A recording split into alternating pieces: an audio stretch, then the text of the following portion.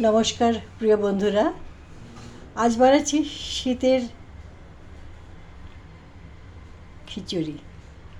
কারণ শীতের খিচুড়ি এই জন্যে বললাম, মটরশুঁটি এখন উঠেছে, নানাবিধ সবজি উঠেছে, তো এইভাবেই এখন তৈরি হতে শুরু করেছে। হয়ে গেলে আবার আমি জানাবো। তো কী করবেন, খিচুড়ি করতে গেলে কিন্তু সবসময় গরম জল দেবেন, তাহলে ভালো হবে।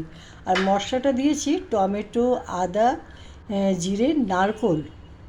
মেন বেস কিন্তু নারকোল, নারকোল আর একটু লঙ্কার গুঁড়ো, নুন, হলুদ একসাথে মিক্সারে পিষে নিয়েছি। দিয়ে আম্বামুড়ির চাল যেখানে পাওয়া যায়, যেটা গোবিন্দভোগ চাল বলে কলকাতায়, তো এখানে তো আম্বামুড়ি একই সুগন্ধি। আর তার সাথে মুগ ডালকে জিরে, তেজপাতা, শুকনো লঙ্কা, এলাচ, দারচিনি সব ঘিয়ে। আর এটা পুরো সম্পূর্ণ দেশি ঘিয়ে করা। তাহলে কি, দেশি ঘিতে করলে একটা স্বাস্থ্যবর্ধক প্লাস শীতের জন্য মানে শরীরে অনেক উপকার। তো ওর ভিতরে প্রথম চালটা যখন ভাজা হয়ে গেলো, তখন আম্বামরে চালটা দিলাম, দিয়ে মশলা দিয়ে কষিয়ে রেখে দিয়েছি। এখন এটাকে বানাবো না, ঠিক খেতে বসার আগে এই যে গরম জলটা করেছি, গরম জলটা দেব। আর তারপর আস্তে আস্তে ফুটবে।